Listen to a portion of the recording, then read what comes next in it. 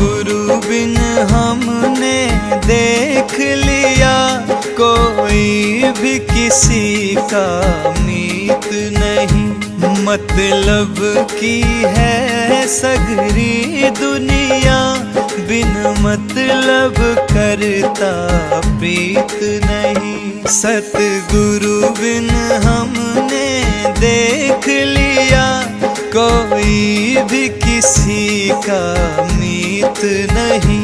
कोई भी किसी का मीत नहीं, कोई भी किसी का मीत नहीं। सतगुरु बिन हमने देख लिया, कोई भी किसी का मीत नहीं।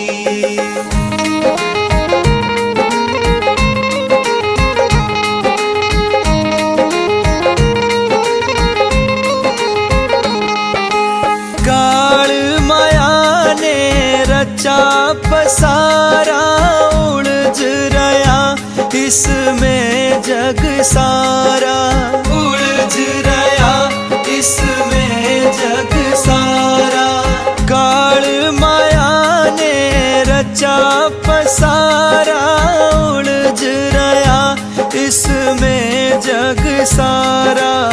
जब लग मिले न संत सहारा, कोई भी सकाई से जीत नहीं। सतगुरु बिन हमने देख लिया, कोई भी किसी का मीत नहीं।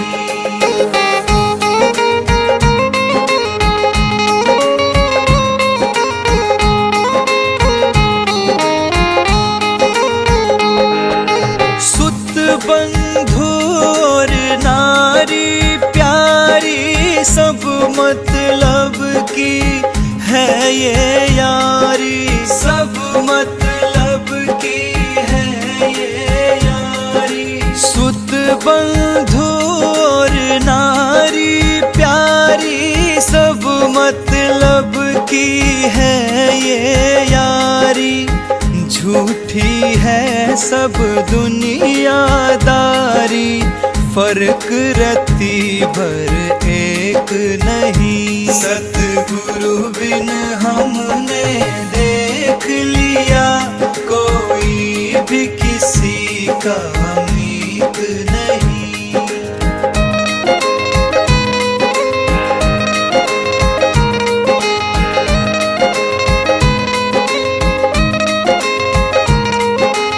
इस गफलत में सोता भाई, अनमोल रतन धन रहा लुटाई। अनमोल रतन धन रहा लुटाई। किस गफलत में सोता भाई, अनमोल रतन धन रहा लुटाई। लेवेंगे तो है यम ठकुराई, जो पाली गुरु से प्रीत नहीं। सतगुरु बिन हमने देख लिया, कोई भी किसी का मीत नहीं।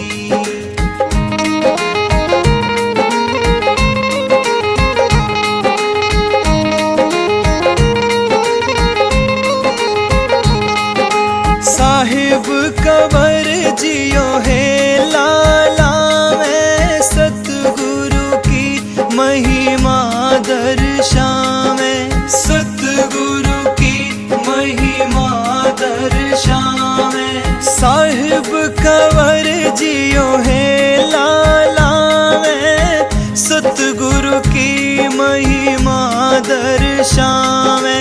बिन सतगुरु 84 जावे, राधा स्वामी ने ये खोल कही।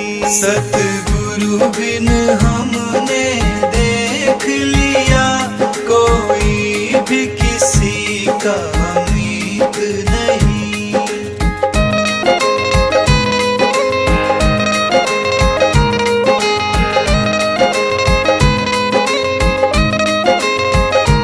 अरे राम न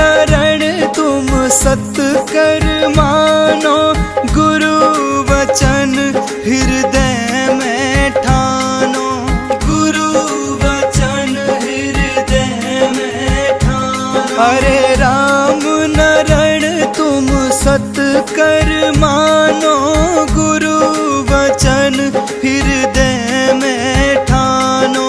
सब कुछ एक गुरु ही जानो, इस बड़ जग में कोई चीज नहीं। सतगुरु बिन हमने देख लिया, कोई भी किसी का मीत नहीं। कोई भी किसी का मीत नहीं, कोई भी किसी का मीत नहीं। सतगुरु बिन हमने देख लिया, कोई भी किसी का मीत नहीं।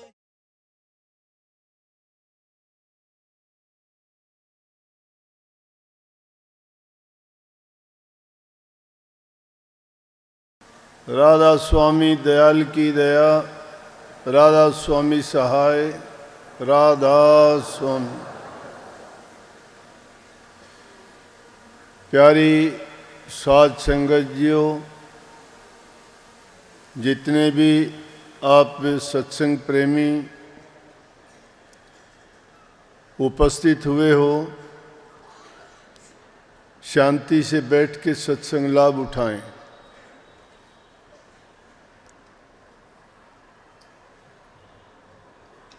नव वर्ष का आज पहला दिन है।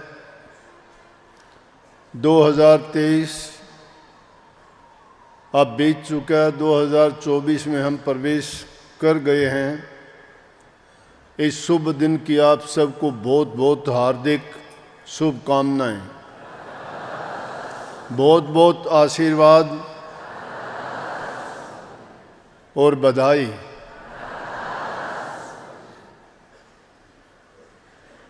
कोई भी काम करने से पहले हम अपने इष्ट देव को, प्रभु को, जिसको भी हम पूजते हैं, गुरु को, जिस रूप में भी अपने देवता को मानते हैं, तो सबसे पहले हम उनको नमन करते हैं।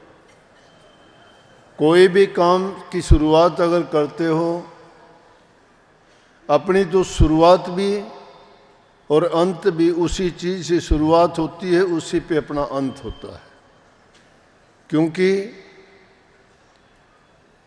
जिस मार्ग पर हम चले हैं उसमें प्रभु का गुणगान, उनकी स्मृति, उनका सिमरन, उनका ध्यान, इसी बात पर हमेशा बल देते हैं, उसी से हमारे सारे काज संवरते हैं। हर जीव के 84 लाख योनि में सब जीवों के काज संवारने वाला वो शक्ति है, प्रभु है, मालिक है, भगवान है, अनेकों नामों से जिसको हम पुकारते हैं। आज हम नए वर्ष की शुरुआत कर रहे हैं। कल शाम को भी सत्संग था। बीते हुए कल से हमें शिक्षा लेनी चाहिए। जो कोई भूल हैं, कोई गलतियां हुई हैं, या कोई हमारा भटका हुआ है किसी चीज़ से, या किसी कार्य में हमने हानि उठाई है, हमारे किसी भी प्रकार से क्षति हुई है, आगे के लिए हमें ये शिक्षा लेनी चाहिए कि अब इस नव वर्ष में हम वैसी गलतियों को नहीं दोहराएंगे और उनसे सबक लेके अपने जीवन को और भी अच्छा बनाएंगे, गलतियों को सुधार करेंगे, त्रुटियों को हम देख देख के एक एक को जो भी हुई हैं अपने मन से, अपने कर्म से, अपने जीवन से निकालेंगे। हर काम के लिए, कोई भी दुनियादारी का काम है, उसको ठीक प्रकार से करने के लिए योजनाएं बनाई जाती हैं। और जो योजना बना के कोई काम किया जाता है उसमें हमें किसी प्रकार की हानि नहीं उठानी पड़ती। आज ये नव वर्ष की शुरुआत है, जब और दुनियादारी के कामों के लिए एक गृहिणी भी 1 महीने के लिए वेतन मिलने के बाद या कोई काम जो भी रोज़गार करते हैं उससे अपना बजट बनाते हैं कि हम उससे अपने परिवार के काम में पैसे को कैसे लगाएंगे ताकि हमें कोई कष्ट ना हो, किसी से उधार ना लेना पड़े और हमारा घर गृहस्थी का समय और जीवन शांति से बीते। इसी प्रकार से सरकार कोई भी कार्य करती है उसके लिए योजनाएं लेके आती है, उनके लिए बजट निर्धारित करती है, उस काम को करने के लिए तिथि मुकर्रर करते हैं कि इतने समय में इतने बजट में ये काम पूरा हो जाएगा। लेकिन हमारे सामने जो योजना है, हमारे सामने योजना भी क्या है कि भक्ति की, अपने जीवन को संवारने की। वो कोई 1-2 दिन का काम नहीं, 10-5 दिन का काम नहीं, जीवन पर्यंत हमें वो काम करना है। लेकिन उसके लिए छोटे छोटे हिस्सों में, दिनों का सप्ताह में, सप्ताह का महीनों में, महीनों का वर्षों में। तो आज उस बरस के लिए हमें अभी से सोच लेना चाहिए कि इस वर्ष में जो विगत वर्षों में हमने काम नहीं किया, काम क्या था? प्रभु के नाम का चिंतन करना, सुमरण करना, भजन करना, हमारे जीवन को ऊंचा उठाना, सद्गुणों से भरना, परोपकार, परहित, दया, दान, उपकार, इन चीज़ों में अपने जीवन को लगाना था। क्योंकि इंसान शांति के लिए तड़पता है, उसको सुख और शांति चाहे कैसे भी मिले,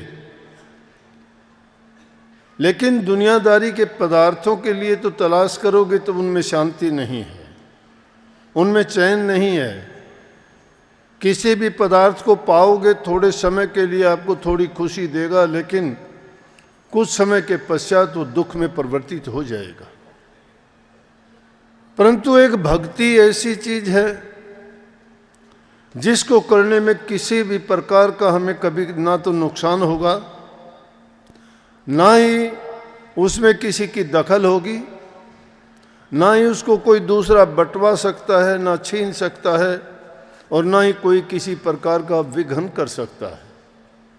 अगर जो भी कुछ करेंगे हम खुद करेंगे, क्योंकि इंसान स्वयं का निर्माता खुद है। परंतु ये काल और माया के देश में रहते हुए उन चीज़ों का प्रभाव इस पर बहुत ज़्यादा है, और उन चीज़ों से प्रभावित होके इसकी भावनाएं बदलती रहती हैं।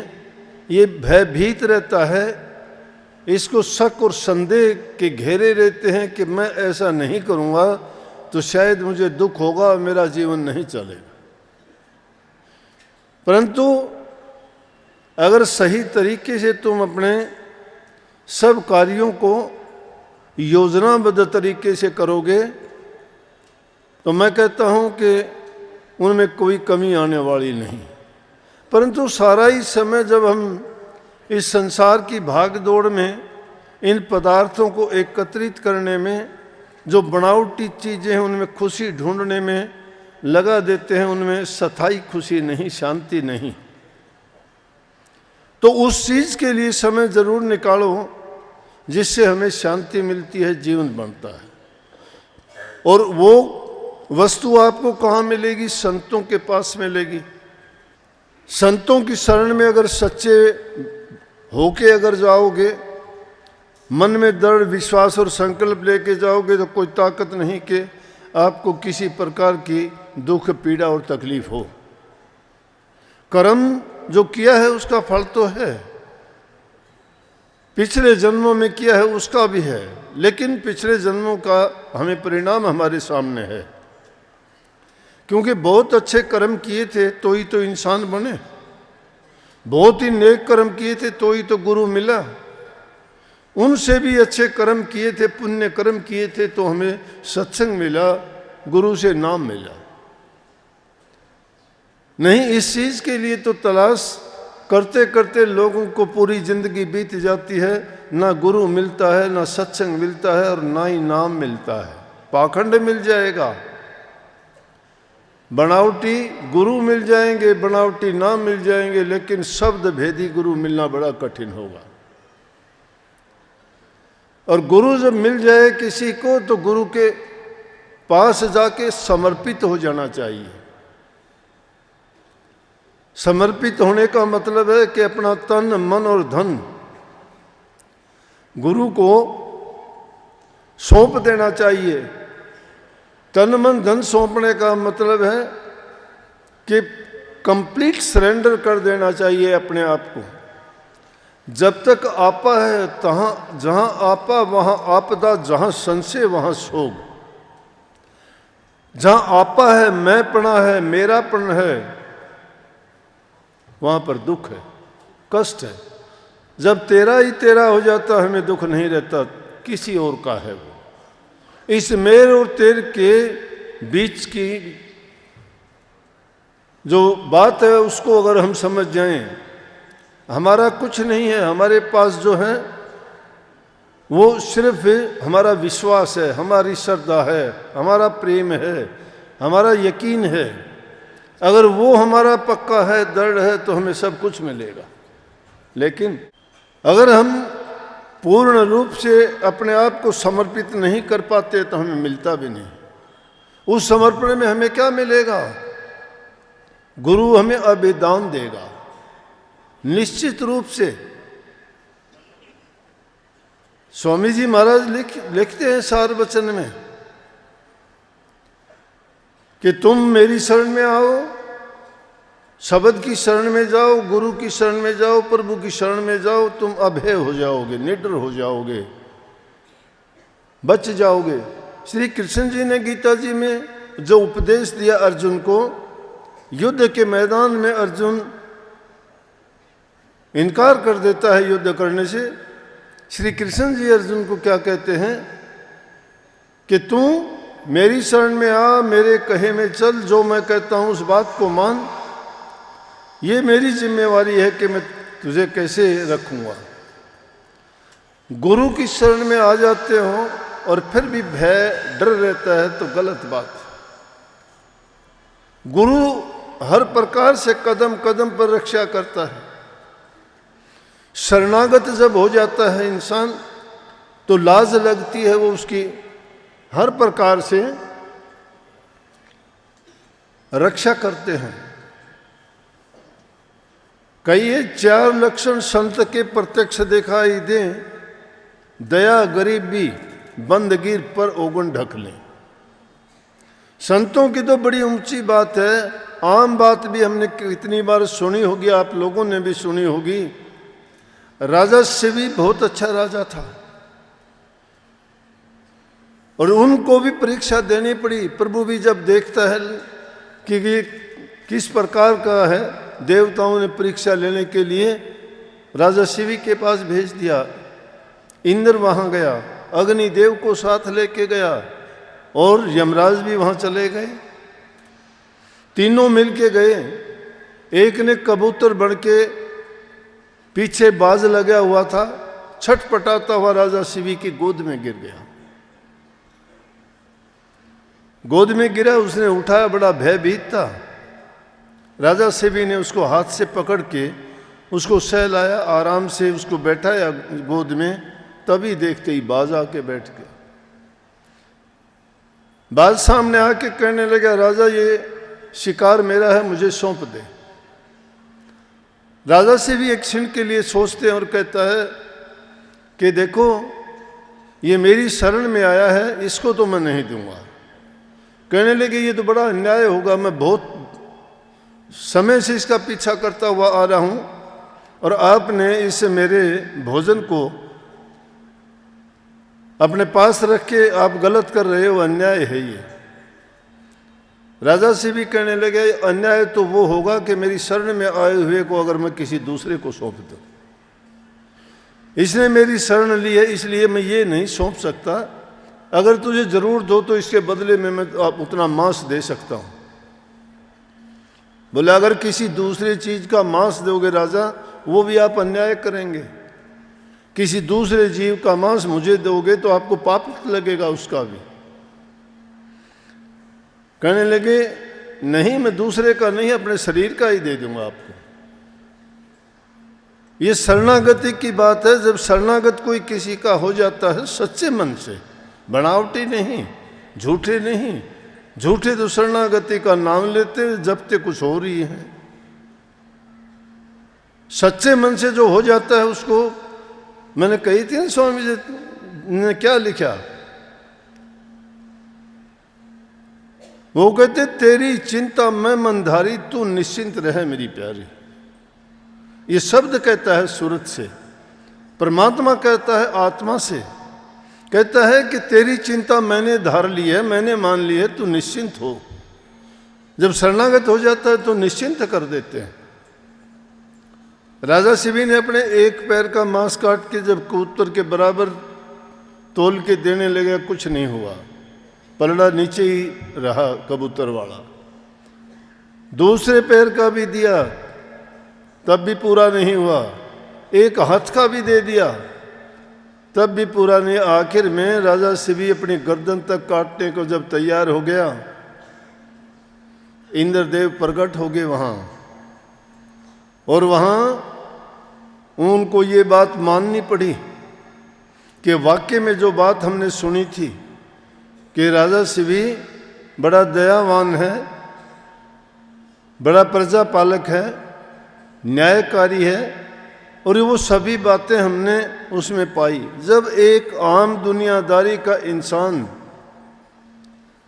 था तो राजा, उसकी भी बड़ी जिम्मेवारियां होते हैं, वो भी इतना न्याय करता है कि किसी जीव को बचाने के लिए अपने जीवन तक को कुर्बान कर देता है। तो संत सतगुरु तो आते ही जीव के कल्याण के लिए हैं। क्या उनकी शरण लोगे तो आपको वो दुखी देखेंगे? क्या आपका हित नहीं करेंगे? जो अब मन में पक्का यकीन रख के जाता है तो निश्चित रूप से संत सतगुरु उनके अंग संग्रह की रक्षा करते हैं। तो पहली चीज है गुरु की शरण हमें मिली हुई है। जिसको गुरु की शरण मिल गई, यही चीज खोजते खोजते आदमी को जीवन बीत जाता है, तब भी पूरा गुरु मिलना बड़ा कठिन होता है। त्यागी गुरु मिलना बड़ा कठिन होता है। करनी का गुरु मिलना बड़ा कठिन होता है। और जब संसारी पदार्थों का संग करने से ही वो चीज़ें बदल जाती हैं, तो एक जीवधारी जो आपको जबान से कह के, बोल के, आपके कामों को देख के, आपके जीवन को बनाने के लिए, आपको सुधारने के लिए जब सब कुछ बताता है और उसकी हम अनसुनी कर देते हैं, तो फिर हमारा कल्याण होने का रास्ता बंद हो जाता है। कबीर साहब ने लिखे, जो पारस के परस से लोहा कंचन हो, त्यों संतों के संग से, संतों के संग से दुष्ट आदमी भी सुधर जाता है। जो पारस के परस से लोहा कंचन हो, त्यों संतों के संग से इंसान का सुधार हो जाता है। लेकिन कब होगा? जो आदमी मन, वचन और कर्म से सच्चा होके उनकी शरण में लग जाएगा। दुर्मति भाजे तुरतिर चढ़े सुमति का रंग, जो मन वचन कर्म से आए मिले सत्संग। जो इंसान किसी भी दुर्मति हो, उसकी मलिन बुद्धि हो, विकारी हो, पापी हो, कैसे भी उसके कर्म हो, लेकिन अगर संतों की शरण में आ जाता है तो संत उसके जीवन को बना देते हैं, क्योंकि उसकी दुर्मति भाग जाती है, सुमति आ जाती है। दुर्गुण चले जाते हैं, अच्छे गुण आ जाते हैं, और अच्छे गुण जिसमें आ जाते हैं तो उसका जीवन अपने आप ही संवर जाता है। पहली खोज है गुरु पूरा मिलना। ये भाग की बात है, कितने जन्मों के बाद हमें ये अवसर मिला। पारस तो लोहे के सिर्फ सोना बना सकता है, लेकिन गुरु तो अपने जैसा ही बना देगा। लेकिन शिष्य को गुरु के भाने में, उनके नियम के मुताबिक, उनकी बांधी मर्यादाओं को मानना पड़ेगा। अगर उसकी मर्यादाओं को नहीं मानता है वो, तो फिर कठिन है उसका सुधार होना। अपनी बल, अपनी बुद्धि, अपने मन से किया गया काम मनमुखी कहलाता है। भक्ति के रास्ते में मन का काम नहीं है। मन बहुत बलवान है। मन को ही तो सतगुरु को सौंपना है। सारे काम मन से ही तो करते हैं हम। किसी का मन नहीं करता कोई काम करने के लिए, तो आप कितनी भी कोशिश करो नहीं करेगा। लेकिन जब उसका मन मान जाता है, तो कबीर साहब कहते हैं, मन मानिया तो हरि जानिया। अरे मन जब मान जाएगा तो प्रभु का अपने आप ही रास्ता खुल जाएगा, अपने आप ही मिल जाएंगे। देह रूप में सतगुरु परमात्म रूप होते हैं। सूक्ष्म रूप में उनकी शक्ति है, ये उनके गुण हैं। लेकिन प्रगट गुरुओं की देह किस में है? वो इंसान के रूप में है। क्योंकि जब तक वो इस रूप में नहीं होंगे, हमें किस प्रकार से वो ज्ञान मिलेगा, किस प्रकार से हमारे भ्रम टूटेंगे, किस प्रकार से हमारा पर्दा खुलेगा। तो जब सारी चीजें हमारे पास हैं, अवसर भी है, इंसानी चोला मिला है, गुरु मिला है, सत्संग मिला है, तो इसके बाद हमें सोचना चाहिए, हमें संकल्प लेना चाहिए कि जीवन का भरोसा नहीं है। पता नहीं चलता जिंदगी की शाम किस घड़ी में कब हो जाए। बाद में सोचते रह जाते हैं। इसलिए समय रहते जो नहीं चेतता उसको पछताना पड़ता है। सांस का आना हो या ना हो, क्या भरोसा है इसका। तो सबसे उत्तम चीज है सत्संग, बड़ा उत्तम है। मिल संतों से सत्संग करो रे। जो सत्संग ना ही बने तो हरि नाम जपो रे, शरण रहो रे। जो तुमसे ना हो तो क्या करो कि नेक कर्म करो रे, बुराई करने से बच जाओ। और जब बुरे कर्म करने से नहीं बचते हो तो उससे तो मर जान भलो रे। जीने का क्या काम है? अंत जीवन का होना है, सबको पता है। कोई यहां अमर नहीं है। चंद रोज के लिए किस लिए पाप कमाते हैं, किस लिए झूठ कपट का जीवन जीते हैं। अरे प्रभु का सुमरण करने से तुम्हारे आत्मा पर, तुम्हारे मन पर कोई वजन बोझ नहीं रहेगा। तुम्हारा कर्म का कर्जा यहीं उतर जाएगा। कर्म बनाओगे ही नहीं। कर्म बनाओ तो अच्छे कर्म बनाओ, पर हित और पर कल्याण के काम करो, दूसरों को सुख पहुंचाने का काम करो। इस संसार से बचने के 3 ही काम हैं।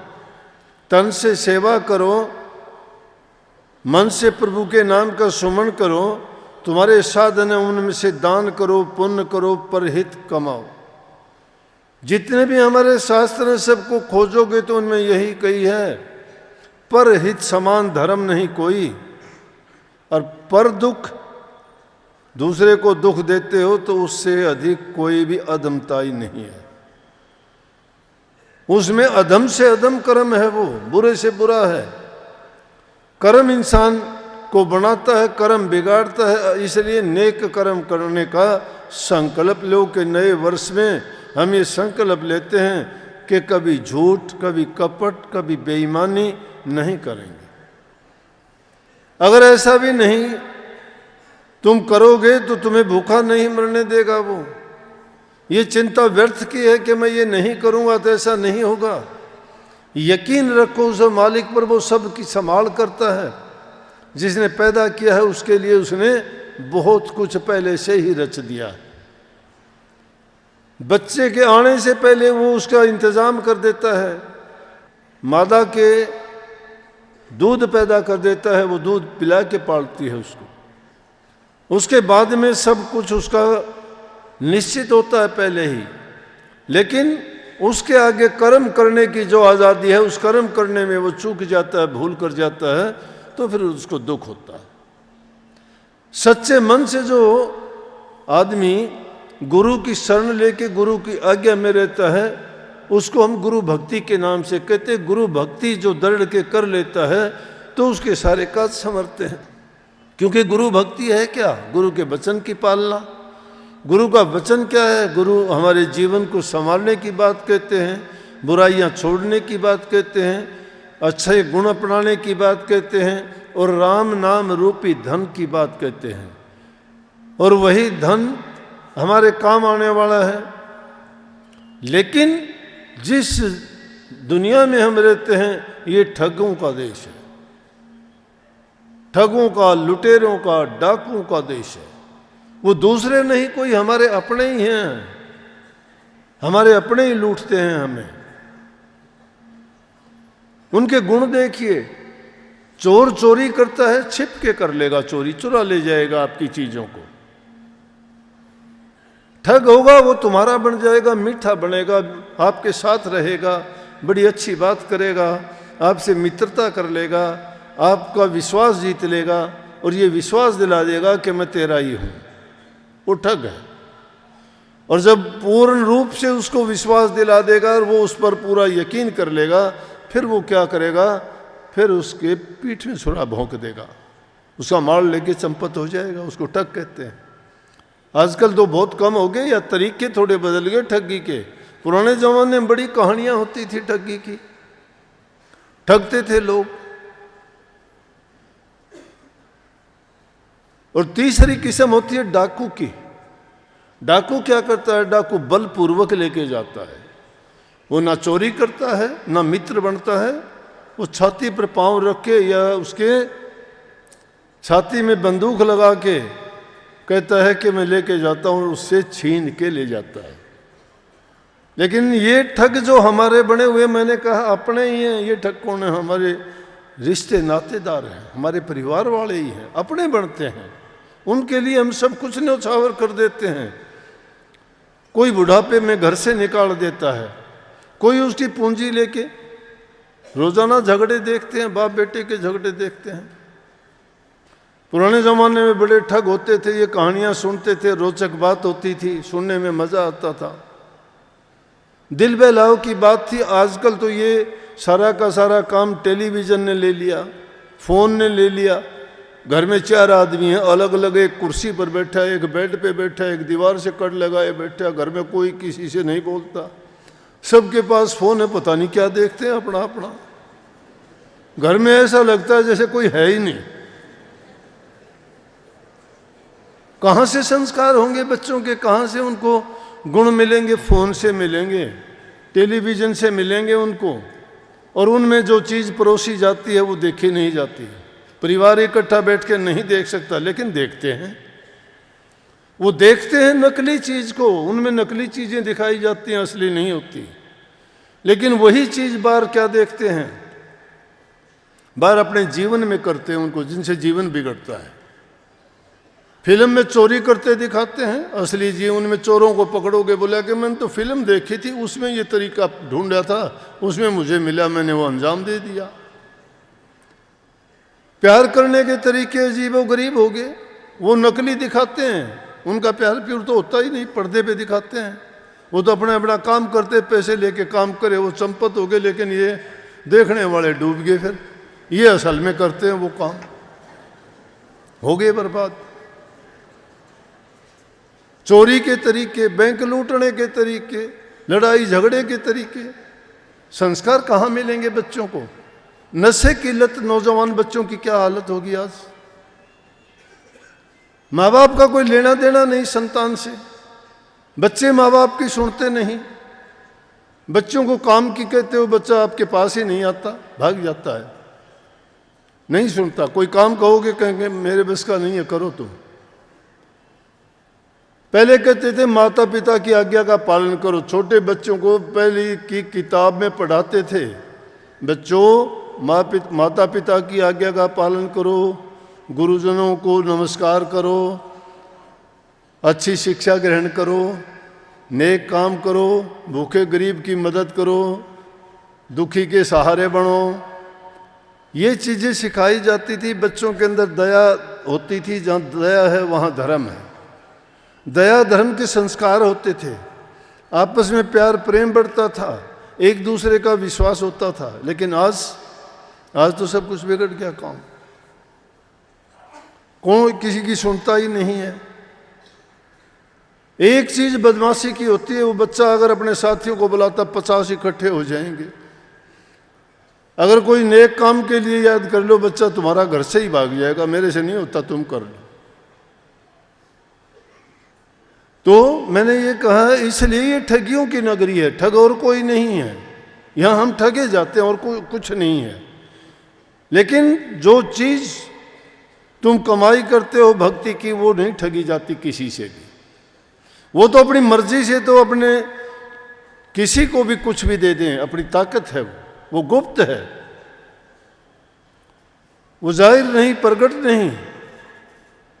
किसी को भी कुछ भी दे सकते, वो शक्ति ऐसी है। लेकिन उसको दूसरा ये नहीं कि कोई छीन के ले जाए, नहीं छीन के ले जा सकता। इसलिए उस नाम की कमाई कीजिए, भक्ति की कमाई करो, अपने जीवन में उस चीज को प्रमुख रखो। ये 2 दिन का जीवन है, इसमें कोई बड़ाई नहीं मिलती। अपने जीवन को बिगाड़ के चले जाओ, संवार के चले जाओ, 2 दिन आदमी खुश होता है, उसके बाद कुछ नहीं है। कोई रोग लग गया शरीर में, बेकार हो जाओगे। किसी को गंदा मंदा बोलने में कोई फायदा नहीं है। किसी के बारे में बुरा सोचना बहुत गलत है। तुम्हारा मन, तुम्हारे विचार दूषित होते हैं। दूसरों के लिए क्यों अपने मन में तुम वो पाप कमाते हो? अपने मन में अगर सोचो तो अपने हृदय को शुद्ध और पवित्र बनाने के लिए प्रभु के नाम से सजाओ। सांस सांस में उनका सुमन किया करो, उनको याद किया करो। नाम से पवित्र होती है हर चीज़। यह गहन पूजा पाठ में जो मंत्र बोले जाते हैं, वो पवित्रता और शुद्ध करने के लिए बोले जाते हैं। उनसे वातावरण शुद्ध होता है। लेकिन अंतर मन से जिस नाम का सुमन और चिंतन करोगे, उससे तुम्हारा हृदय पवित्र होगा, तुम्हारी रूह पाक साफ बनेगी, तुम्हारे हृदय की सफाई होगी। उसमें अंदर में मन में जो उठने वाली बुरी कल्पनाएं हैं वो बंद हो जाएंगी। क्योंकि जैसा बीज बोओगे वैसी ही उपज होगी। तो अपने हृदय में प्रेम के, दया के, परहित के बीज बोइए। तुम्हारे दिल में वही चीज़ें ठाठे मारेंगे और जहाँ कहीं भी ज़रूरत पड़ेगी तो आप अपना जीवन भी उनके लिए कुर्बान करने के लिए तैयार हो जाओगे, क्योंकि आपने उन चीज़ों की कमाई की है। ये धोखाधड़ी की बातें करते हो, छल कपट बेईमानी करते हो, ये साथ नहीं देने वाली है। मैंने नहीं देखा, आपने देखा हो तो पता नहीं। किसी डाकू के, किसी ठग के, किसी लुटेरे के आपने किले भवन देखे क्या? किसी के हैं वो 2-4 दिन, कुछ दिन के लिए। क्यों? कि वो चीज़ नेक कमाई की नहीं होती। नेक कमाई की चीज़ ही ठहरती है, वही आदमी को लाभ देती है।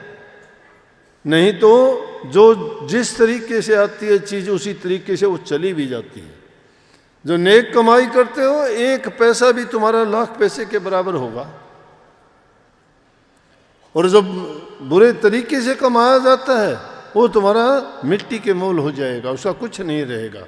खो जाएंगे, वो बर्बाद हो जाएंगे। डॉक्टर ले जाएगा, चोर ले जाएंगे, किसी चीज़ में और कोई नुकसान हो जाएगा, नहीं रुक सकता वो। जो चीज़ें कोई शुद्ध और पवित्र मन से, शुद्ध भावना से अगर 1 पैसा भी देता है तो वो तुम्हें मालो माल कर देगा, हर प्रकार से मालो माल कर देगा। क्योंकि उसके अंदर क्यों आशीर्वाद लिया करते हो? आशीर्वाद में वो भावना छिपी होती है कि उस आशीर्वाद में उसके लिए शुभ कामनाएं होती हैं, अच्छी सोच होती है। बोलने में भी कहते हो कि तुम्हारी लंबी आयु हो, तुम्हारा जीवन अच्छा बीते, परमात्मा तुम्हें तंदुरुस्ती दे। दुआ करते हैं उसके लिए। उन दुआओं में बड़ी ताकत और बल है। बुरा बोलने से गुस्सा आता है, अच्छा बोलने से प्रेम जागृत होता है। बाहर के शब्दों से ही देख लो आप, जब बाहर भी कोई अगर कटु वचन बोलते हो दुख होता है, लेकिन मीठा बोलते हो तो खुशी होती है। सुनने वाला भी खुश, तुम्हारा हृदय भी खुश। दूसरे भी देखने वालों को भी आनंदित करता है।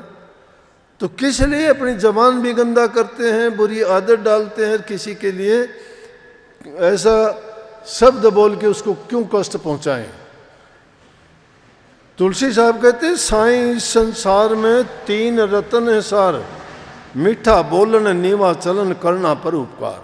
मीठा बोलो और नीचा होके चलो, अपने आप को अभिमान नहीं करना, अभिमान इंसान को गिरा देगा।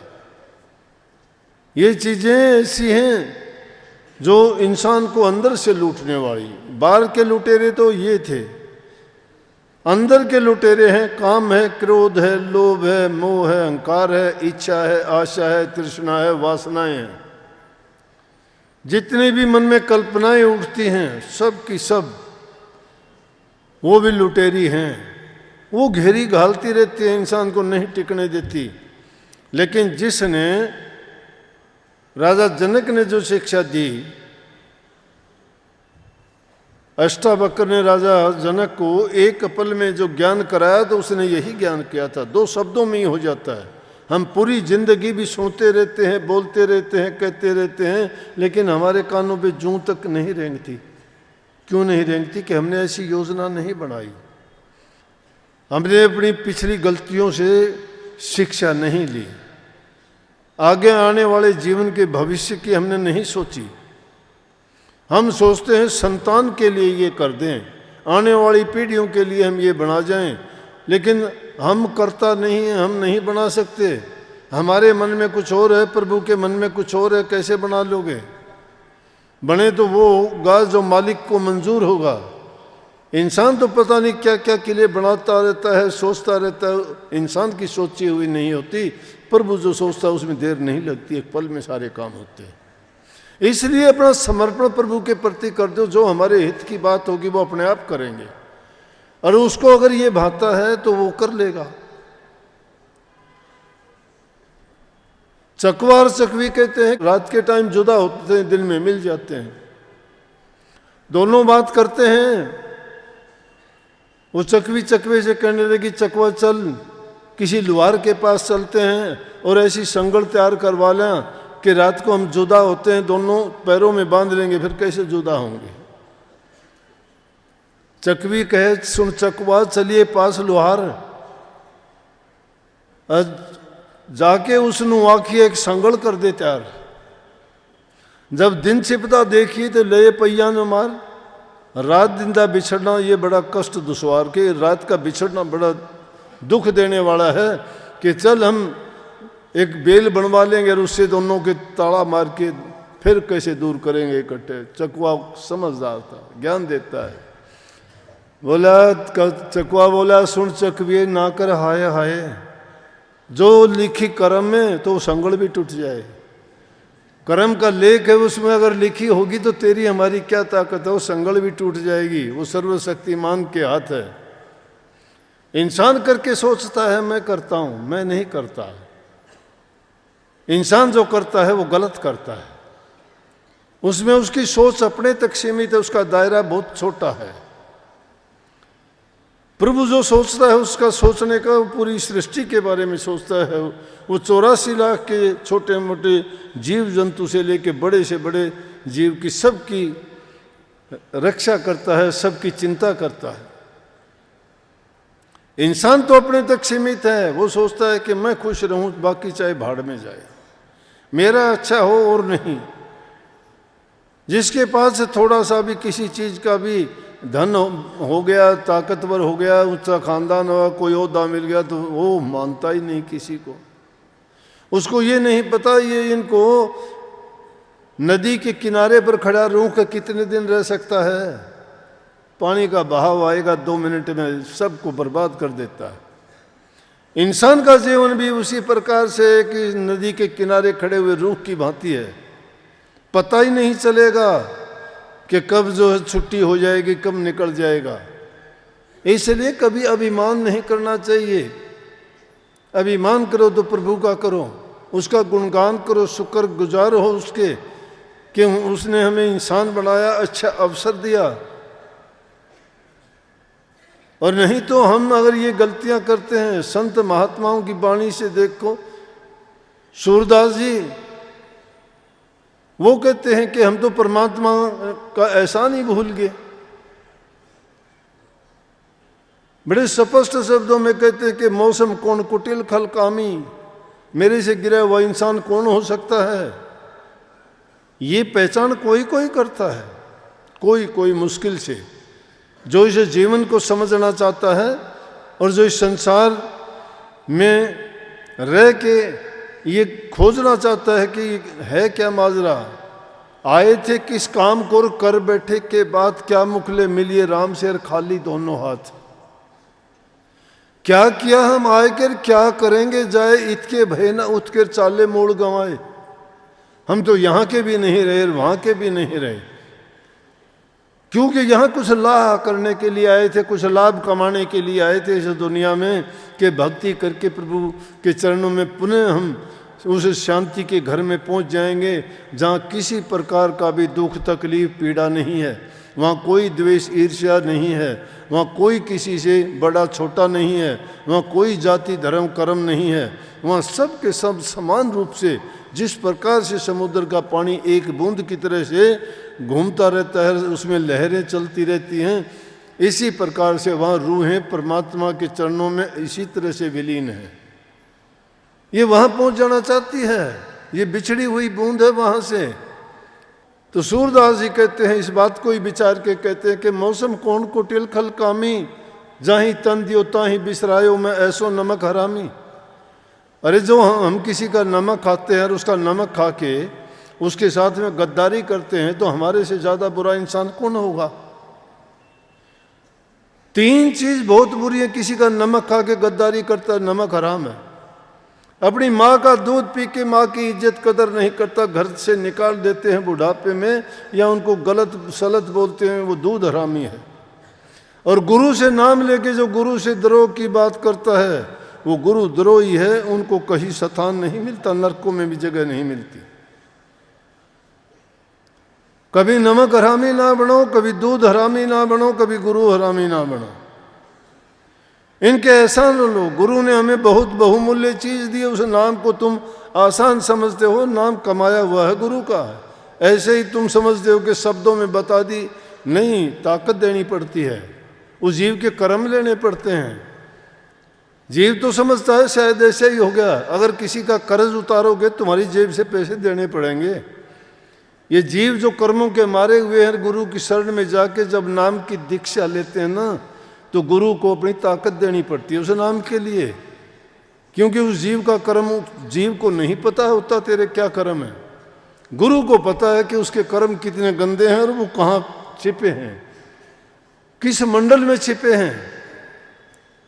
जीव कहाँ समझता है, जीव तो चालाकियाँ करता है, जीव तो होशियार बनता है, अपने आप को चतुर समझता है कि मैंने चतुराई कर ली, मैंने होशियारी कर ली। नहीं, होशियारी तो कौवा भी बहुत करता है, लेकिन करता क्या है, गंद में चोंच मारता है जाके, आदत नहीं छोड़ता, जातीय गुण है उसका। लेकिन इंसान का जातीय गुण तो ये है कि सत्य नाम के भेदी थे हम, परमात्मा के चरणों की धूल थे हम, हमारा आदि घर, हमारा वंश वो था, ये नहीं है।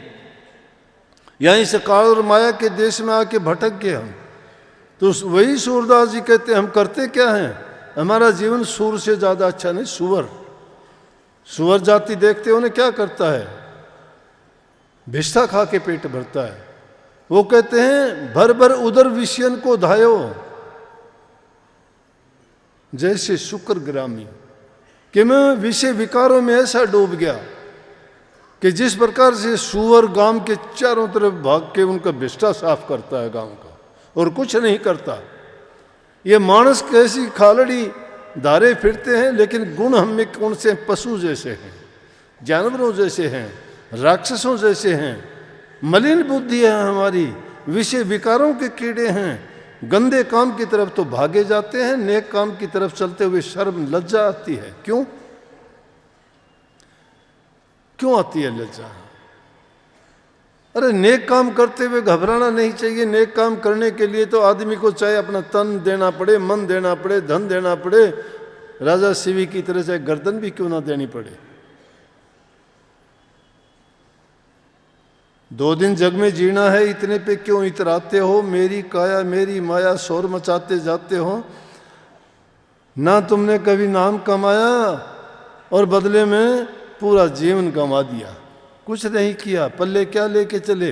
अरे हमसे अच्छे बंदे नालो, रुख चंगेरा जेड़ा लग पवे बिन लायो, ढीम खाए तो फड़ खुआए त्या फर्क न करदा छायो। वो ढीम खा के भी तुम्हें, बेरी को पत्थर मारो बेर देगी तुम्हें, बैठने के लिए छाया देगी तुम्हें, और शायद मरोगे तो वह लकड़ी भी तुम्हें दे देगी तुम्हारे शरीर को पूरा करने के लिए, जलाने के लिए।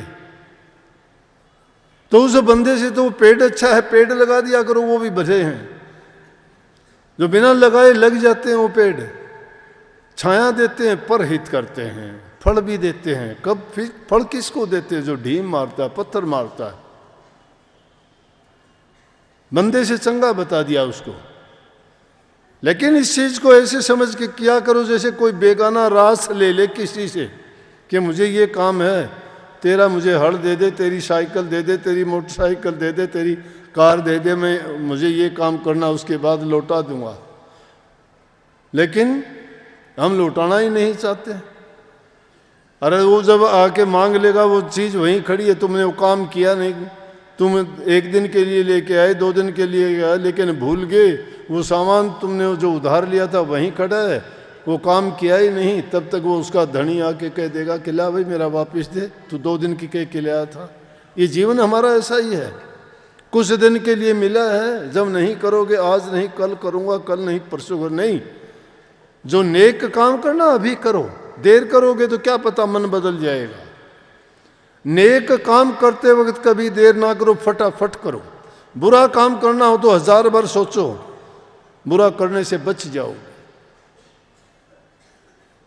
तो कहते हैं कि लाल दास उठ भजन कर, आलस ऊँग निवार, ये आलस और ये निद्रा की अवस्था से जागो। हम प्रभु की ओर से सोए पड़े हैं, जागते हैं दुनिया की तरफ से। और कबीर साहब ने उसको ये कह दिया कि सोवतड़े नर गए 84 जागतड़ा ने जुग जीत्या। जो लोग सो गए ना, वो 84 में फिर चले गए। लेकिन आज जो बाजी खेल रहे हैं वो चौपड़ की बाजी है, चौराहे के बीच में खड़े हैं। चौपड़ की बाजी खेलने वाले जानते हैं कि शार जब चारों ओर से घूम के वापिस उसी स्थान पर आ जाती है तो उसको दरवाज़ा मिलता है उसके अंदर जाने का। लेकिन उसके लिए उसको पो पढ़नी चाहिए। पो कहते हैं, नंबर होते हैं, वो डालने से पो 12 आते ही वो अंदर जाती है। वो नंबर जब तक नहीं आता वो अंदर नहीं जा पाती। तो ये भी बाजी परमात्मा से खेलने वाली बाजी है। वो बाजी हमने परमात्मा से लगाई है, और परमात्मा से जो बाजी लगाई है उसमें हमारा दोनों तरफ से हित है। अगर हम हार गए तो हम उसके हो गए, और हम जीत गए तो वो हमारा हो गया। तो इसमें तो किसी प्रकार का भी हमें नुकसान नहीं, हर तरह से फायदा ही फायदा है। तो लाख काम छोड़ के भी आपको भजन करना चाहिए। आप राधा स्वामी मत के मानने वाले हैं, हमारा सिद्धांत है सतगुरु, सत्संग और सतनाम। 3 चीजें हैं। तीनों चीजों का मुख्य आधार क्या बनता है? मुख्य आधार क्या बनता है? सुमरण, भजन और ध्यान। ये योजनाएं बनाई, ये संकल्प लें कि नया वर्ष आया है, हम ये एक चूक नहीं होने देंगे। शुरुआत करें आप, अब तक नहीं की तो अब कर लें। थोड़ा सा टाइम 5 मिनट से शुरू कर लेना। जो जो तुम्हें आनंद रस आए तो आगे बढ़ा देना, नहीं तो छोड़ के चले जाना। लेकिन तुम्हारा हित और तुम्हारा कल्याण उसी में होना है। वो तीनों चीजें मिली हुई हैं, सत्संग भी मिल गया, सतगुरु भी मिल गया, सतनाम भी मिल गया। अब 3 चीज गुरु ने क्या करने के लिए आपको होमवर्क दिया है? 3 चीज करो। सुमन करो, भजन करो और ध्यान करो। सुमन होता है नाम का जाप करना। नाम का जाप चलते फिरते भी कर सकते हो। वो जबान से अंदर अंदर में अगर करोगे तो जबान तो उसमें हिलेगी, लेकिन वो करते करते जब अभ्यास बन जाएगा तो तुम्हारे हृदय में जच जाएगा और वो नाम लेने से भी ऐसा हो जाएगा कि एक अच्छी बुहारी से आंगन जो साफ नहीं होता और मोटी टूटी फूटी से करोगे मोटा मोटा कूड़ा करकट तो उससे भी दूर हो जाता है। तो वो जबान से बैखरी बाणी से जो जबान से भी नाम का सुमन करते हो वो भी बहुत फायदा देगा। वो है जाप। लेकिन उसी जाप को करते करते जब अंदर में तुम्हें होठ कंठ जिब्बा नहीं हिलेंगी और वो सुमन होना शुरू हो जाएगा अपने आप, वो अजपा बन जाएगा। कबीर साहब ने उसको कहा कि जाप बर अजपा मरर अनहद भी मर जा, सूरज सवानी शब्द में ताई काल ना खा। उसके बाद अनहद आ जाता है। अनहद का यह है कि बिना याद किए भी आएगा।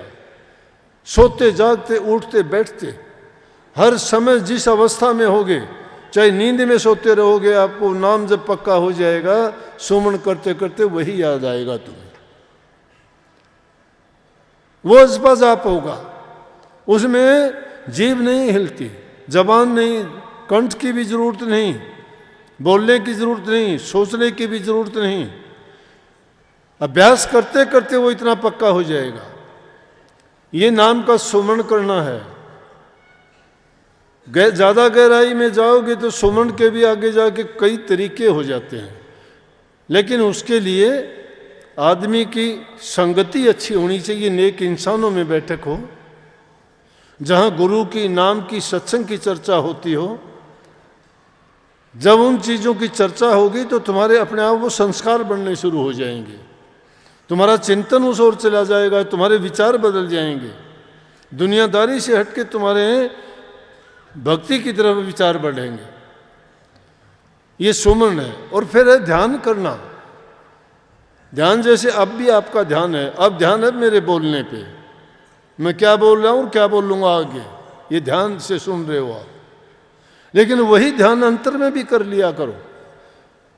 मन की चाल, इसकी सोच को बदल दो। ये जो सोचता है इसको सोचने ना दो, सिर्फ उस ध्यान को एक जगह केंद्रित कर लो। और उसका मुख्य कारण है कि गुरु के रूप को बढ़ा के मन को वहाँ रोक सकते हो, बिना आधार के तो डटेगा नहीं। ये सतगुरु रूपी खूंटा है, उससे बांध दो इसको। गुरु रूप में मन को लगाओ और वहाँ पर ध्यान को जब एकत्रित करोगे, उससे तुम्हें प्रकाश जाहिर होगा। प्रकाश में से ही आपको सब कुछ आगे दिखाई देना भी शुरू हो जाएगा। उस प्रकाश को जो हमारे शास्त्रों में कहीं उसको चांदना कहा, कहीं परम प्रकाश कहा गया, कहीं उसको ज्योति का नाम दिया गया, उसी को अंग्रेज लोगों ने डिवाइन लाइट का नाम दिया। उसी के लिए सब के सब तड़पते हैं, उसी की तलाश है। और वो जिसको मिल जाता है बड़ा भागी है। ये सूरज शब्द के अभ्यास का योगी जानता है, ज्ञान योग नहीं है ये शब्द योग है। इस शब्द योग सूरज शब्द का योग बहुत ही सरल भी है, बहुत सरल है। ज्ञान योग बड़ा कठिन है, ज्ञान का रास्ता। लेकिन शब्द योग जो है ये बड़ा सुलभ है, आसान है। इसको 8 साल का बच्चा भी कर सकता है, 60 साल का आदमी भी कर सकता है। इसमें कोई चीज़ घर गृहस्थी काम छोड़ने की ज़रूरत नहीं है। संतों ने सब ने कहा कि काम करते जाओ, काम करने के साथ साथ नाम की कमाई करते जाओ, तुम्हारा संसार भी जगत भी बन जाएगा, तुम्हारा अगत भी बन जाएगी।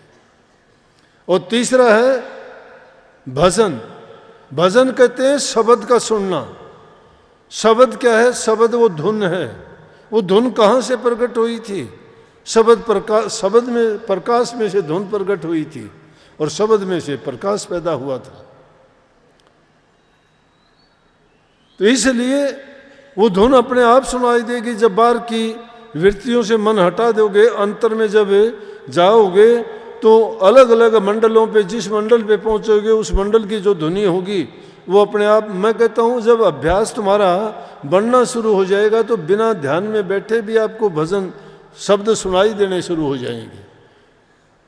बिना ध्यान किए ही आपका ध्यान लगना शुरू हो जाएगा। कोई आपके पास में बोलता बात करता रहेगा, लेकिन आपके अंतर में आंख भी खुली रहेंगी, कान भी खुले रहेंगे।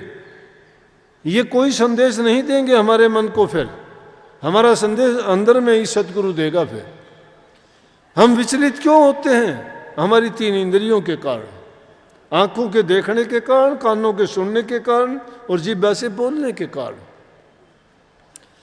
अगर इन तीनों इंद्रियों का संयम कर लिया जाए तो यही हमारी बहुत सहायक हो जाती हैं। कोई चीज़ देखते हैं, ये अंदर में उसका गुण दोष और सारी की सारी चीज़ें जब पहुंचाती हैं वो विचलित करती है हमें। फिर उसको सारी चीज़ें एकदम उसको देखने मात्र से आ जाती है उसके गुण दोष क्या है। इसलिए इन तीन बंद लगाने के लिए कहा गया है, और इन तीनों चीज़ों को बड़े ध्यान से करने के लिए चाहे थोड़े समय के लिए क्या करो, मैं भी आपसे यही कहता हूं, अब नए वर्ष में शुरू कर लेना। ये अगर आप 5 मिनट से भी शुरू करोगे ना तो थोड़ा थोड़ा एक एक बूंद करके घड़ा भर जाता है। एक एक पैसा जोड़ के लोग धनवान बन जाते हैं। किसान एक एक दाना इकट्ठा करके कितना अन्न पैदा कर देता है। उसी प्रकार से अगर हम थोड़ा थोड़ा करके भी उस भक्ति रूपी धन को एकत्रित करेंगे तो देखो कितना इकट्ठा हो जाएगा। कि बीते हुए दिन खो दिए हमने, बड़े कीमती समय था। इस जीवन को याद करेगा भला मुसाफिर बंदे, आया था कुछ लाहा करने फंस गया केड़े धंधे, भवसागर तन तरना पैसी पाप पुन धर कंधे, कहें कबीर सोई पार तरगे हर हर जाप राम जपंदे। जो हरि का नाम जपते हैं वो पार उतर जाएंगे। आए थे किस काम को, हम भक्ति करने के लिए इंसान का चोला मिला था, लेकिन हमने तो इसको पशु तुल्य बना लिया। समझदार होते हुए ना समझ हो गए, बुद्धि होते हुए भी बेबुद्धि हो गए, ज्ञानी होते हुए भी अज्ञानी बन गए। लेकिन प्रभु ने हमें ज्ञान बुद्धि विवेक विचार क्यों दिया था? इसलिए दिया था कि 84 लाख योनि में मैं तुझे दूसरे नंबर का, यहाँ तो 1 नंबर का, दुनिया में 1 नंबर तो प्रभु का हो गया, तो 2 नंबर का तुझे ही बनाता हूँ।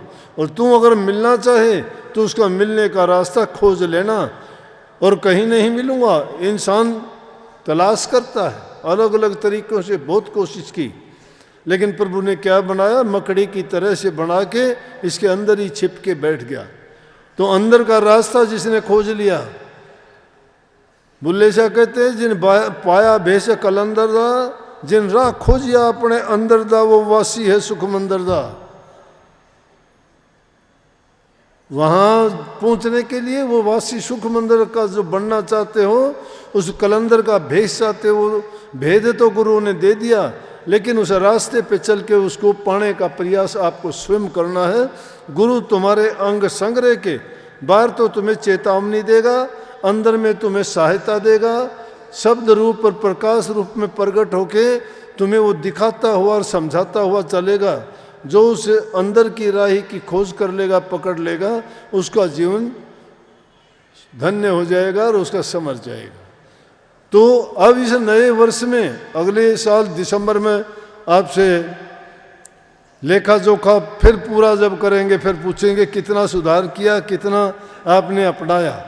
इसके लिए योजना बना के तैयार रखना कि हमने ये करना है।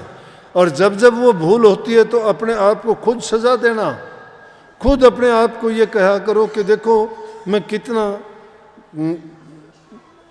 निराश आदमी हूँ कि जो काम मुझे करना चाहिए वो नहीं करता हूँ। दूसरे के कहने से ना करो, मेरे कहने से ना करो, ना करो, मेरा कोई फ़ायदा नहीं है, करोगे तो भी मेरा फ़ायदा नहीं है, मैं करूँगा तो मेरा होगा, बुरा करूँगा तो नुकसान मेरा है, आप बुरा करोगे नुकसान आपका है, मेरा नहीं है, आप अच्छा करोगे फ़ायदा आपका है, मेरा नहीं है, मैं करूँगा तो मेरा है। हाँ, लेकिन कमीशन मुझे ज़रूर मिलेगा, तुम अच्छा करोगे तो थोड़ा कमीशन मिलेगा, ना करोगे तो भाई इम्तिहान तो मेरा भी लिया जाएगा कि क्यों इन मूर्खों में खामखा पूंजी बर्बाद की। तो सतगुरु ने बड़ी कृपा करी, वो अमूल्य चीज़ हमें दे के धन्य किया, लेकिन हम तो गुरु का ही एहसान भूल गए।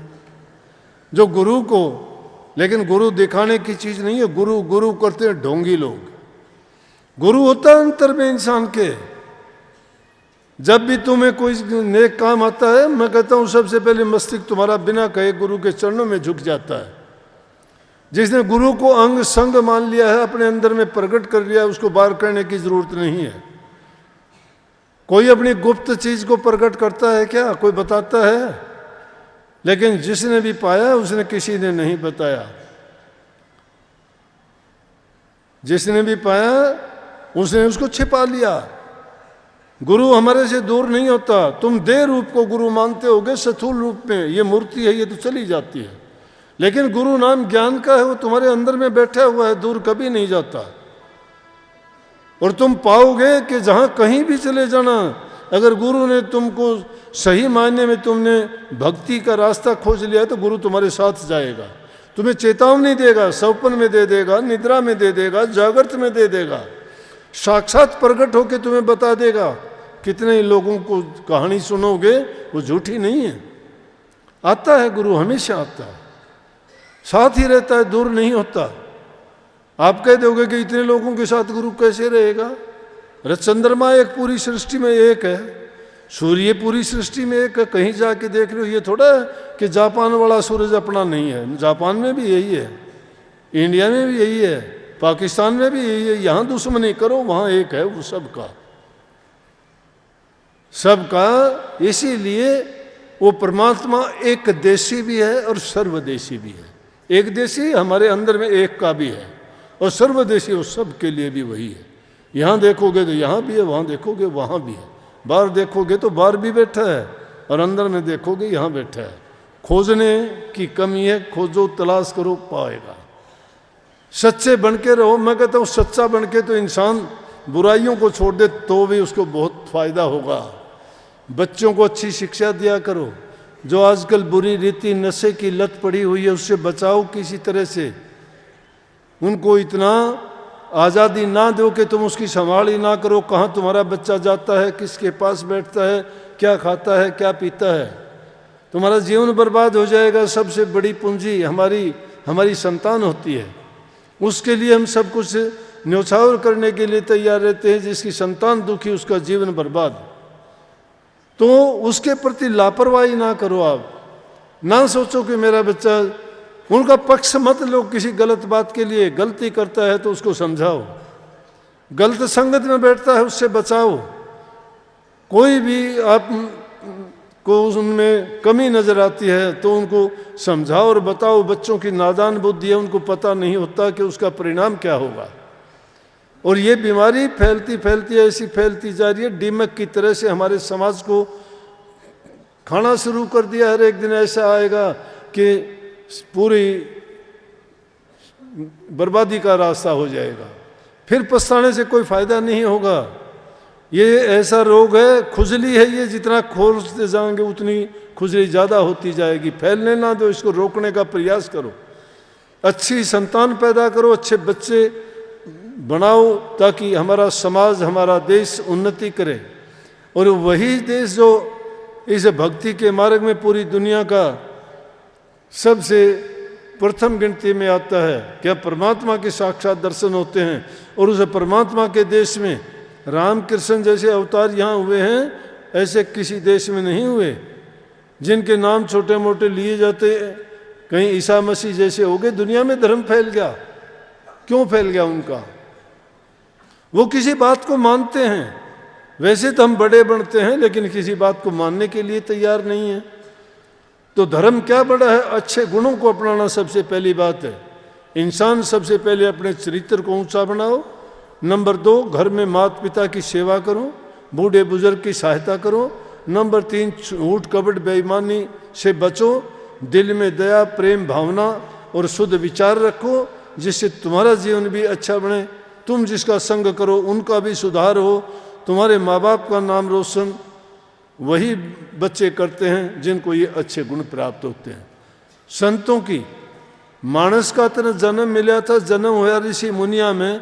बैठा ठोड़ कुठोड़ भाई तू बैठा क्यों ना गुनिया में। इस पाप रूप की दुनिया में तू सहज डले ढोके आया। ये पाप रूप की दुनिया में डले ढोने का काम था क्या? यहाँ ऋषि मुनियों का देश है, उनके संग में क्यों नहीं बैठा? दुष्ट लोगों की संगति करके गलत बात सीख गए, खोटे कर्म कर लिए, हमने जीवन बर्बाद करना सीख लिया। अरे नेक इंसानों के पास बैठ के, सत्संगत में बैठ के, गुरुओं के पास बैठ के भक्ति का रास्ता खोजते और सच्चाई के रास्ते पे चलते, सद्गुणों को अपनाते, शांति से जीवन बीतता, खुशी मिलती। ये छल कपट बेईमानियों का खेल नहीं होता। ये रोज झगड़े मुकदमे कोर्ट कचहरियों में नहीं जाना पड़ता। इसलिए पहले नेक इंसान बनो। नेकी दिल में होगी, जीवन नेक अपने आप हो जाएगा। अच्छे गुणों को अपनाओगे, शांति होगी, सुखी जीवन बीतेगा।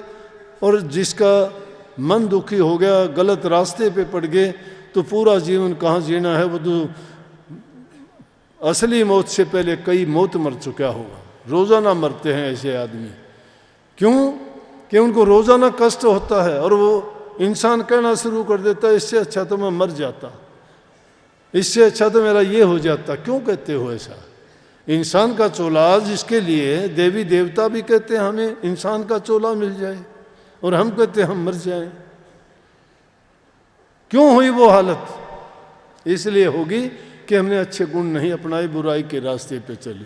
तो भाई बहुत बहुत आपको पुण्य, इन नए वर्ष की बहुत बहुत बधाई, बहुत खुशी, बहुत संगत आई है।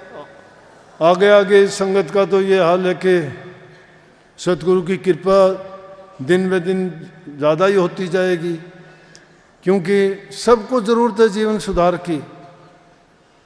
सब चाहते हैं, बुरा कोई नहीं बनना चाहता, लेकिन जिनकी भावना अच्छी है तो उनके काम अच्छे होंगे। तो सतगुरु के प्रति मेरी तो यही भावना होती है कि ज़्यादा से ज़्यादा लोग लाभ उठाएं, सत्संग में आए, उनका जीवन सफल हो, अच्छे समाज की स्थापना हो और सबको शांति और सुख मिले। बहुत बहुत सबको आशीर्वाद। सतगुरु आप सब पर कृपा करें।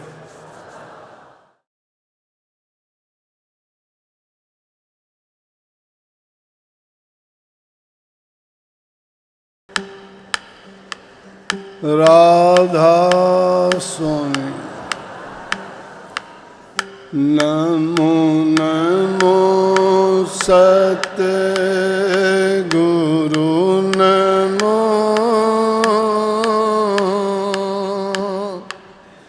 नमन करूं जी हर बार चरण कमल में राखियो मेरे सतगुरु सरजनहार हाथ जोड़े करूं बिनती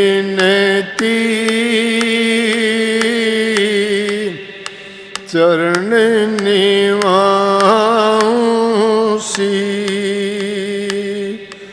सतगुरु तारा चंद महाराज ने नाम दिया बख्शीश गुरु जी मारे दया के दाता हो वेदीय गम के जी क्या मुख ले हंसे बोलिए लाजावत है मोर तुम देखते ओ गण किए कैसे भाऊं तो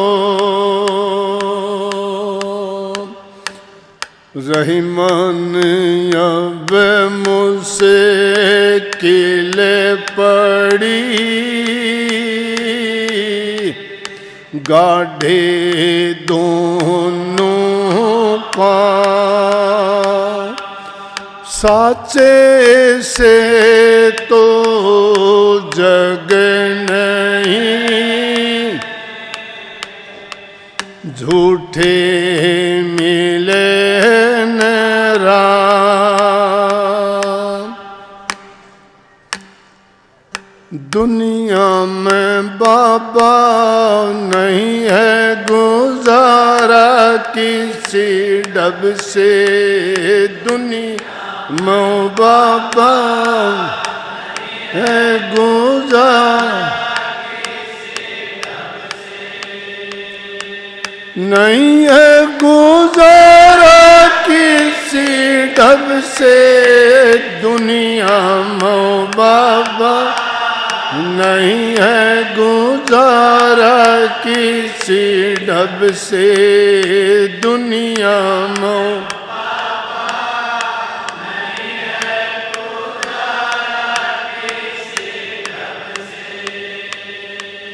घर में रहे तो कैसा योगी, बन में गया विपत का भोगी।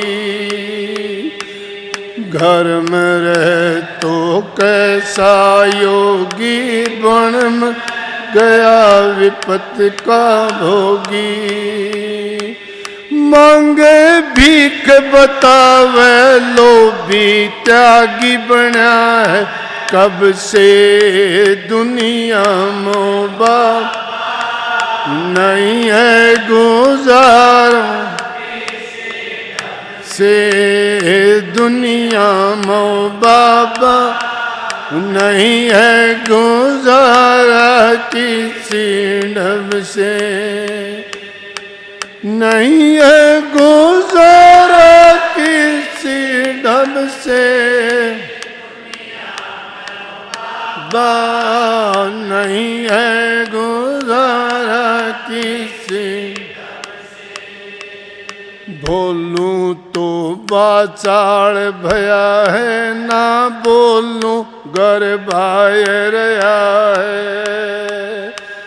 बोलूं तो बाचाड़ भया है, ना बोल घर बाहर है।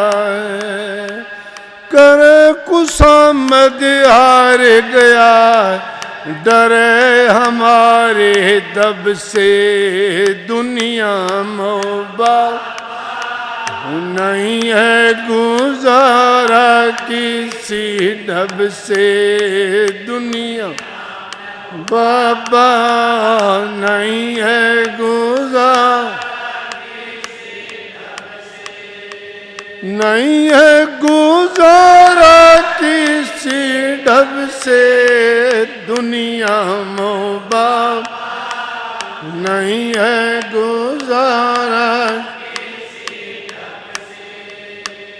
धर्म करे तो दर्व लुटावे, नहीं करे तो सूम बतावे।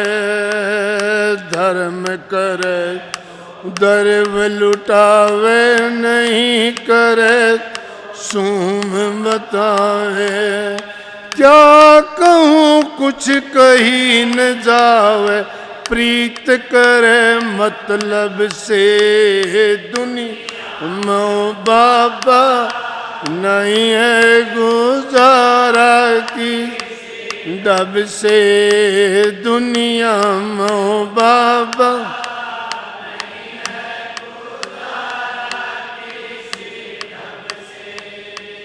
नहीं है गुजारा किसी ढब से दुनिया मो बाबा।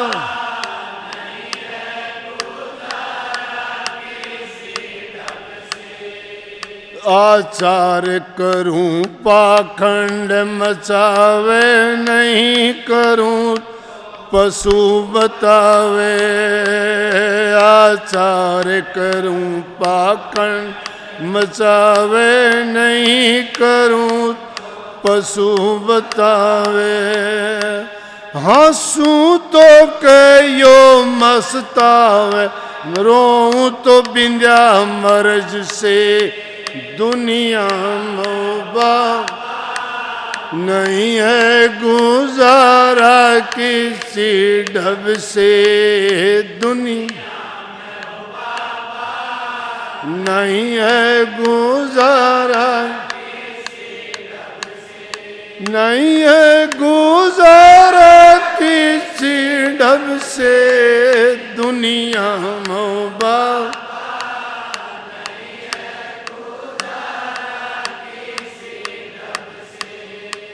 नींद निंदा स्तुति दोनों त्यागे, शुभ अशुभ पीठ दे भागे। निंदा स्तुति दोनों त्यागे, शुभ अशुभ पीठ दे भागे। राम पर तब चरना चित लागे, तब जीत इस जग से दुनिया में। नहीं है गुजारा किसी ढब से दुनिया में। नहीं है गुजारा किसी ढब से दुनिया में।